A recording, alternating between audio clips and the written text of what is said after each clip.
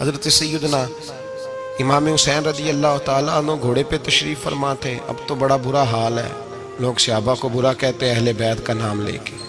میں کہتا ہوں ہمیں تو اہل بیت سے پیار کرنا ہی صحابہ نے سکھایا ہے. انہوں نے بتایا ادب کیا ہے. اور صاحب طبقات، حالانکہ ان کا انداز بڑا محققانہ ہے، بڑی جان پھٹک کے بعد وہ چیزوں کو لاتے ہیں. وہ فرماتے ہیں کہ حضرت امام حسین کالی سیاہ داڑھی تھی، کوئی بال سفید نہیں تھا. جناب ابو ہریرہ بوڑھے آدمی تھے، ضعیف، شاگردوں کا حلقہ تھا. جیسے آپ بیٹھے ہوئے ہیں سامنے تو میں واز کر رہا ہوں تو سامنے سے امام حسین تشریف لائے.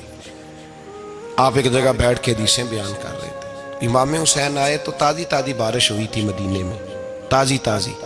چھوٹے چھوٹے حوض پانی کے بنے ہوئے تھے، چھوٹے چھوٹے، جو گہری جگہ ہوتی ہے نا وہ پانی بھر جاتا ہے.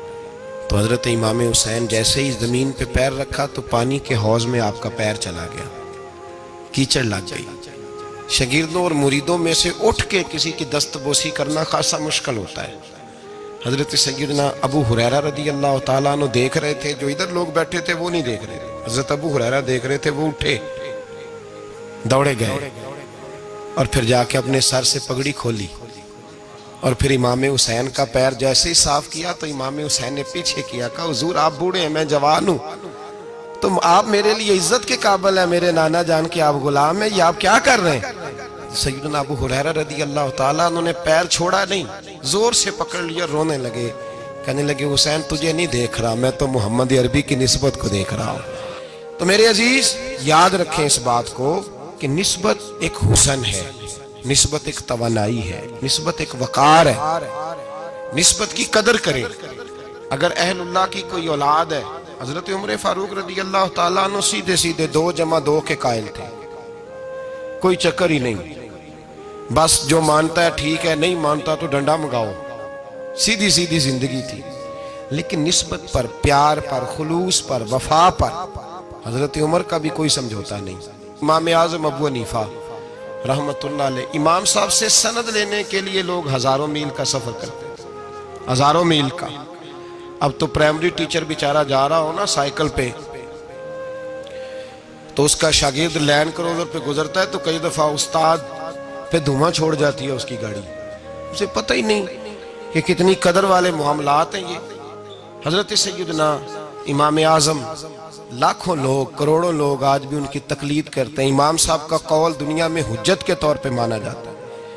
آپ کے شاگرد کہتے ایک باغ میں بیٹھ کر ہم کچھ لکھ رہے تھے، بہت ساری کتابیں بکھری ہوئی ہیں چاروں جانب. جب آدمی تحریر کرتا ہے نا، جو مصنف کتابیں لکھنے والے ہیں، وہ دنگل کا سما ہوتا ہے، ادھر چیز بکھری ہے، کوئی ادھر چیز بکھری ہے، بڑے ان کے معاملات سخت ہو جاتے ہیں. تو کہتے ہیں کہ بڑا بکھرا ہوا سامان تھا، ہم ایک باغ میں بیٹھے تھے، کھلی فضا میں کام ہو رہا تھا. تو بعضوں کا شاگرد بھی بٹھائے جاتے ہیں، حوالے ڈھونڈو تو بخاری دیکھ، تو مسلم دیکھ، بٹھائے جاتے ہیں ساتھ. شاگرد بھی بیٹھے ہوئے تھے. تو کہتے ہیں بچے باہر گیند سے کھیل رہے، ایک گیند آ گئی باغ میں، ایک چھوٹا سا بچہ گیند لینے آیا تو امام صاحب اٹھ کے کھڑے ہو گئے، بچہ گیند لے کے چلا گیا. اب بچے کھیلتے ہیں تو کتنی دفعہ گیند آئے گی، پھر دوبارہ وہ گیند آ گئی، وہی بچہ پھر آیا، شاید اس کی ڈیوٹی یہ تھی. وہ جب دوبارہ آیا تو امام اعظم پھر کھڑے ہو گئے. وہ تیسری دفعہ آیا تو امام صاحب پھر کھڑے ہو گئے. اب شاگرد بیچارے اکتا گئے کہ ہم اتنی مشکل سے نوٹ سیدھے کرتے ہیں، بابا اٹھتا ہے تو کتاب میں پھر بکھر جاتی. 3-4 دفعہ ہوا تو ایک شاگرد کہنے لگے حضور بس بھی کریں گے تو 100 دفعہ آئے گا، تو آپ بوڑھے آدمی ہیں، گھٹنوں میں درد بھی، آپ 100 دفعہ کھڑے ہوں گے. تو امام صاحب فرمانے لگے یہ 1000 دفعہ بھی آیا تو میں 1000 دفعہ کھڑا ہو جاؤں گا. کہا کیوں؟ فرمانے لگے اس لیے کہ یہ میرے استاد کا پوتا ہے، یہ میرے استاد کا، یہ ان کا پوتا ہے، تو میں نے وہاں سے خیر لی ہے، میں ان کی نسلوں کی بھی تابعداری کروں گا. وہ جتنی دفعہ آئیں گے میں اٹھ کے، یہ بے مروت سا زمانہ ہے، بے کیف سا، اس میں خشکی ہی خشکی پائی جاتی ہے.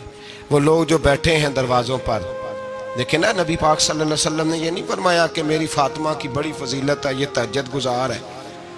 حضرت بی بی صاحبہ کے لیے یہ لفظ میرے نبی پاک صلی اللہ علیہ وسلم نے کہیں نہیں بیان فرمایا کہ میری بیٹی قائم اللائل ہے، صائم الدہر ہے، یہ بہت بڑی عالمہ ہے، یہ آپ کو نہیں ملیں گے. حضور نے فرمایا بس میری بیٹی ہے. الفاطمہ تو بدعت، اس کا کمال یہ ہے کہ یہ میری اور تمہارے لیے اتنا کافی نہیں کہ محمد عربی کی بیٹی ہے صلی اللہ علیہ وسلم. فرمایا جس نے اس سے پیار کیا اس نے مجھ سے پیار کیا، جس نے اس سے بغض رکھا اس نے مجھ سے بغض رکھا. تو شرف نسبت یہ صوفیاء نے کوئی گھڑ نہیں لیا نظریہ، یہ قرآن کا، حدیث کا، صحابہ کا بتایا ہوا معاملہ ہے. قدر ایک قیمتی چیز کا نام ہے. قدر والا فیض یاب ہوتا ہے، اور جو بے قدر ہوتا ہے نا اس کا فیض سلب ہو جاتا ہے. جس نے سمجھ لیا نا کہ فلاں چیز میری رینج میں ہے، میں جب چاہوں جیسا چاہوں ویسا ہو جائے گا، وہ گیا. اور جس نے کہا نا نہیں میں تو سال کے راہ ہوں، اس کی مہربانی توجہ کر دیتا ہوں، وہ بچ گیا. اللہ قرآن مجید میں فرماتے ہیں کہ تم اپنے رب کا ادراک نہیں کر سکتے، تم اسے قید کر سکتے، سوچوں میں آنکھوں میں وہ قید ہو سکتا. اسے مانتے جاؤ، اس کا قرب تلاش کرتے جاؤ، اس کے رستوں پہ چلتے جاؤ، اسے قابو کرنے کی کوشش نہ کرنا. یہ جو قابو والا معاملہ ہے نا یہ ٹھیک نہیں. قدر کرنے والے بچ جاتے ہیں. قدر والا فیض یاب ہوتا ہے، بے قدر نقصان اٹھاتا ہے. یاد رکھیں حضرت خواجہ نظام الدین محبوب الہی رحمۃ اللہ علیہ کے خلیفہ تھے حضرت امیر خسرو، بلکہ محبوب تھے. کبھی کبھی خلیفے اور محبوب میں بھی فرق ہوتا ہے. بلکہ محبوب تھے حضرت امیر خسرو رحمۃ اللہ علیہ. تو بادشاہ کے وزیر تھے. تو بادشاہ نے کہا ایک دفعہ کہ میرے لیے دعا تو کراؤ، دلی کے حالات ذرا خراب ہے. تو کہنے لگے میں نے کبھی نہیں کہا دعا کے لیے، میں نہیں سفارش کرتا، آپ خود کسی کو بھیج دیں. نے مجبور کیا تو کسی اور آدمی نے کہا حضور انہوں نے کئی دفعہ خواجہ امیر خسرو سے دعا کے لیے کہا ہے بادشاہ نے، تو یہ آپ کو کہتے نہیں، تو آپ دعا کر دیں. تو حضرت خواجہ نظام الدین صاحب کہنے لگے بادشاہ سے کہو میں نہیں تیرے لیے دعا کرتا، دعا کرانی ہے تو حضرت ابو علی قلندر کے پاس پانی پت جائے، وہ دعا کریں گے تو حالات صحیح ہو جائیں گے دلی کے. حضرت امیر خسرو نے جا کے بتا دیا کہ وہ کہتے ہیں وہاں سے دعا کراؤ، ادھر سے. کہنے لگے پھر تو نہیں جانا ہے. تو حضرت امیر خسرو کہنے لگے جی مجھے کسی اور کا رستہ آتا ہی نہیں، میں نے نہیں جانا. کہنے لگے اگر میں حکم کرا دوں تو کہا حکم کا میں پابند ہوں. حکم ہو گیا حضرت خواجہ نظام الدین صاحب کی طرف سے کہ جاؤ پانی پت.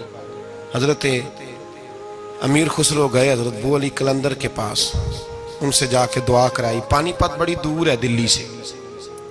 دعا کرائی تو کہا بادشاہ سے کہنا حالات صحیح ہو جائیں گے، اور جب صحیح ہو جائے نا تو پھر میرے پاس آئے، صحیح ہو جائیں.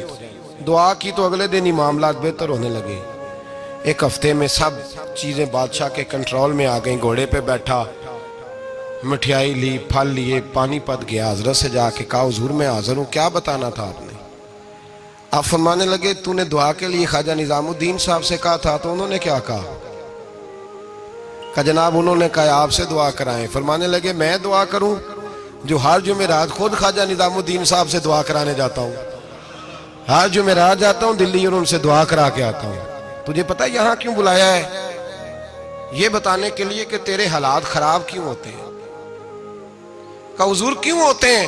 فرمانے لگے تیرے حالات اس لیے خراب ہوتے ہیں کہ تو حضرت خواجہ نظام الدین صاحب کی قدر نہیں کرتا. ان کی قدر شروع کر دے، میرا وعدہ ہے تیرے حالات صحیح ہو جائیں گے. انہیں قدر چھوڑ دی ہے رب کریم کے بندے کی. تیری بغل میں رہتے ہیں نا، ساتھ ہوتے ہیں، تو کہتا ہے وہ تو میری رینج میں ہے، مسئلہ ہی کوئی نہیں، تیرے پاس ہوتے ہیں. اور فرمایا انہوں نے وہ دعا کرتے تو اللہ تیرے پہ بڑا فضل کرتا. انہوں نے میرے پاس تجھے بھیجا ہی اس لیے تاکہ تجھے ذرا قدر پتہ چلے کہ اللہ والوں کی کوئی قدر بھی ہوتی ہے. ایسے ہی معاملہ تو میرے بھائی یاد رکھیں، نسبت کا ایک درجہ ہے. اور یہ ہم نا چکروں میں پڑے رہتے ہیں جس کی وجہ سے نقصان اٹھاتے ہیں. اپنے آپ کو سمیٹ کے رکھیں، نظر پر، زبان پر، سوچ کو پابند رکھیں. اور سیدھا سیدھا جب خیر لینے کا ارادہ بندہ کر لیتا ہے تو پھر اللہ اس کے لیے اسباب بھی پیدا کر دیتا ہے. اور جس کی گردن اکڑی رہتی ہے اس کا نقصان ہوتا ہے. اللہ ہمیں سمجھنے کی توفیق عطا فرمائے.